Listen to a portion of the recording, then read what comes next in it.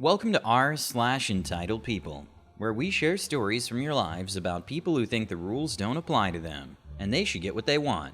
Thank you, friends, for subscribing to the channel, and for so many likes. And today we have 3 great stories, so subscribe, hit the like button, and let's begin. The first story, Justice Prevails. Entitled Mom's attempt to steal my iPad backfires spectacularly. The second story, Contemplating Departure. Navigating workplace struggles and the temptation of spiteful exits. The third story, Sweet Justice. Crap guest faces hefty charges and ban after disturbing the peace and causing damages.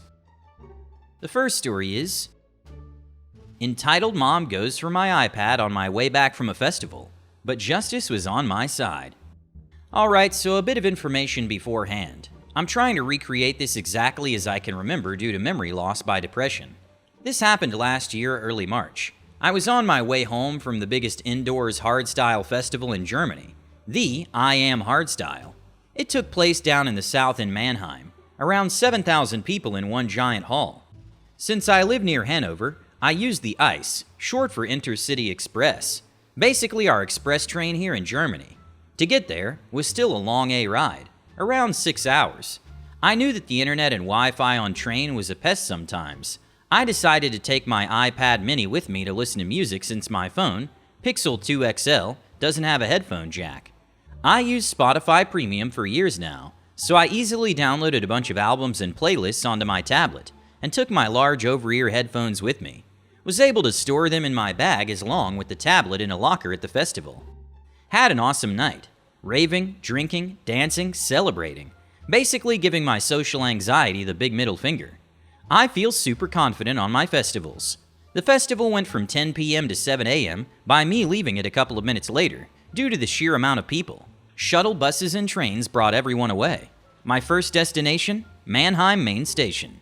Got food for the ride and then had plenty of time to hang around in the warm cafes, since it was near 0 degrees Celsius outside. I put my headphones on with a pretty loud volume, so I can't hear what's going on around me. Helped me a lot with my anxiety.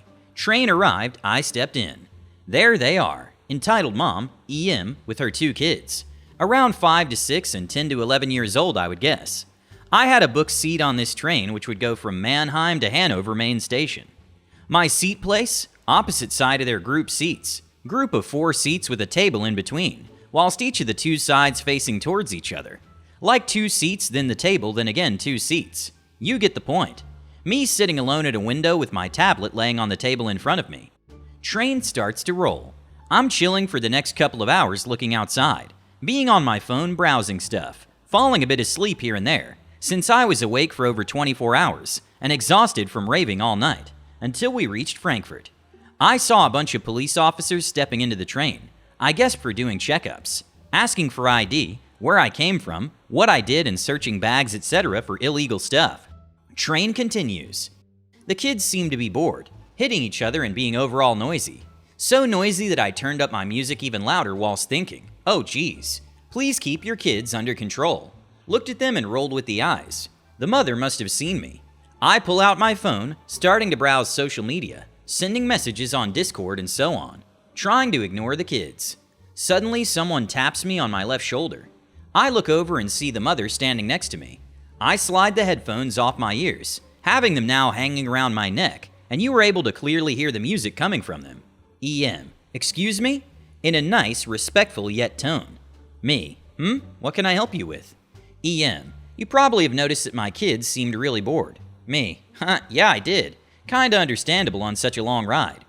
EM looks at my iPad which still lays on the desk. Reminder, headphones play loud music and are plugged into the tablet. EM, how about you give me your tablet so my kids can watch videos and play games? You don't need it anyways. Smiles at me. Me, excuse me? What did you just say? EM, you don't use your tablet anyways, and a girl like you doesn't need such tech stuff. Just give it to my kids. Kid 2, Mommy, can we get the tablet now? EM, in a second, honey. I was shocked. I couldn't believe what I just heard. Me, are you joking? In a still friendly and calm voice. EM, why would I? Me, first of all, 'cause I paid for it. And second, points at headphones and cable. You see this? These are called headphones which I'm using to listen to music. Music's still able to hear for her, since she wasn't standing far away from me. Kids are still yelling in the background that they want my tablet. Other passengers are already annoyed. EM seemed to have flipped a switch and goes full aggro mode out of nowhere. EM speaking in a loud tone. Just give me your tablet. My kids deserve entertainment. You don't need it. Me still trying to be calm. Once again, nope. EM gets furious. Listen here, you little brat. You don't need it. Why are you such an ignorant piece of SH and just keep it for you? She was now really going on my nerves, and I get slightly mad at her since I just wanted to relax. Me, ain't gonna happen. Will not gonna happen. Now F off, please. I turned towards my window, to my right side, put my headphone back on and gave her the finger. Yes, I can get really mad out of nowhere when I didn't have enough sleep. Thought I defeated her, but oh boy, here we go. Suddenly I feel my headphone cable gets dragged away. Before I could even react, I can see EM, with my tablet in my hand, starting to walk to her place with my headphone cord still in. I totally forgot that it was still laying on the table. My headphones ripped off my head, smashing on the floor with the left side broken off. That's where she crossed the line. I stand up and shout at her, "Are you effing serious, you stupid human being?" I walk over to her seat she was standing in front of, the tablet already in the hands of her kids. I push her to the side, not with full force, but enough to get her out of the way. EM, of course, makes a scene. I grab from my tablet and take it out of the hands of her kids. They, of course, start crying instantly. Me to EM. Don't ever touch my SH again. I swear to God. Still mad about my broken headphones. But then, justice came. Attracted from the scene EM makes, 3 police officers walked into the wagon I was sitting in. Immediately, EM runs to them, explaining hysterical that I stole her tablet she got for the kids. That I assaulted her, yada yada. They came up to me and I tried to be as calm as possible, explaining them what actually happened, that she just stole it from me, whilst me saying she can't have it, due to she grabbed it. My headphones broke and I just pushed her to the side so I can get my stuff back. Then the unexpected happens. 2 passengers sitting behind her seat, who had full vision on me and what happened, walked up to the police and confirming them my story. Now EM went full silent, probably realizing she effed up. Then came the usual document and ID stuff and blah. She got filed with false accusations, stealing and damaging my property, ending up in her getting taken with the police, paying for a replacement of my headphones, had to social work, picking up garbage and so on, as a punishment. And that's the best, the embarrassed feeling she had, to get taken away with the police in front of everyone, after she made such a scene and lied. After that I decided to mostly sleep, since music was not an option for me anymore, safely making it to Hanover and from there towards home. Finally being able to share the photos and videos of my festival with my mother, who loves the laser shows, etc., and giving her the story about a good example of how dumb people can be. TIL, always keep an eye on your stuff, no matter where, when, and under what circumstances. The second story. Considering leave my job out of spite when they need me most. I'm literally considering quitting my job out of spite. I've been working at my current job in IT a while now, and I just found out that a close colleague of mine is leaving. The only real person that stood up for me in the office when no one else was. We got a new IT director about 5 years, and before we had our initial one-to-one, he decided to speak with my 4 colleagues about what they thought of me, and apparently he didn't like what they said. I won't lie, I was pretty shocked. I was always nice to them and always helped them out 90% of the time. He decided to put me on a performance plan, even though I knew I was the best performing member. Not just the team in my country, but the head office, based out of Texas. Incident 1. I thought, okay, I'll prove myself. I worked 5 extra hours, every day, 2 of which was assisting my colleagues.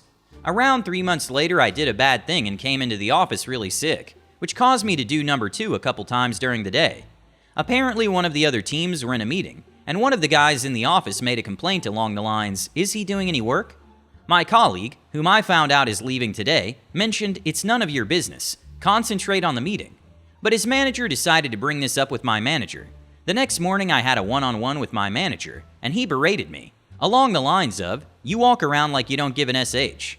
This is after 3 months of working 12 to 13-hour days, being the first one in the office and the last one to leave. So this hurt. The next morning I got called into a meeting with director and HR, and got something of a final warning. Things cooled down a bit later that month, when I performed to a level that wasn't seen before, that even the corporate COO, organization of 10,000 employees, said some really nice words to me. something that my manager nor director ever did up till that point. Incident 2. This was about a year later. I had worked 4 hours still every day, but one day I had to leave at 4 p.m. However, I shut down my PC at 3:59 p.m. No SH, 1 bloody minute, and a colleague I worked with decided to bring this up with my manager, as she wasn't happy about it. She very rarely worked overtime, yet always asked for help. I got an email the following morning from my manager why I left 1 minute early. I apologized, saying I needed to leave. He mentioned that even though you work overtime when you're here, you work up until the allotted time. In the end, it was the company's loss and not mine. After that, I utterly refused to work 1 minute of overtime. A loss of $100,000 at least of free overtime cents. Incident 3. This caused someone to get fired. One day I went to our resident HR officer, HR mostly based out of Texas, to simply inquire on my contract and talk about some stuff, such as weeks required for notice and certain leave. The B decided to take it that I was looking for a job and wanted to know how much notice needed to be given. She told the GM, who then passed it on to the director, Incident 1, and my manager, Incident 2. The next morning I was called into a meeting and was asked, "I heard you're leaving." This was obviously news to me. Later that day I was called into a meeting with manager and director. I was pretty much told, if you don't like it, F off. This was the first time I was brought to tears in a workplace. I decided I wasn't going to put up with it. I emailed the COO directly explaining to him what happened. About a month later, the HR woman was fired. However, at this stage, I very nearly considered looking into taking legal action. Today, nearly everyone has left since. Director is gone, woman from Incident 2 is way gone, and COO is now our corporate CEO. However, I still have the same direct manager. At this stage, we've lost 20 years of experience in 3 years, and with my colleague, the only real person I ever respected leaving, it's another 15 years lost. I have more experience in my team than the rest of them combined.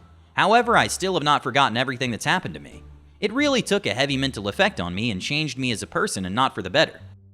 I am being promoted and got the equivalent of a 25% pay rise last year, still below industry standard. I'm expecting a similar one this year, well, still below industry standard. But my friend leaving me and having the same experience as the rest of the people, my team combined, after he leaves. It will hurt the company big, where they may consider moving the team back to the US. So my question, is my want to leave out of spite petty, or should I have left years ago?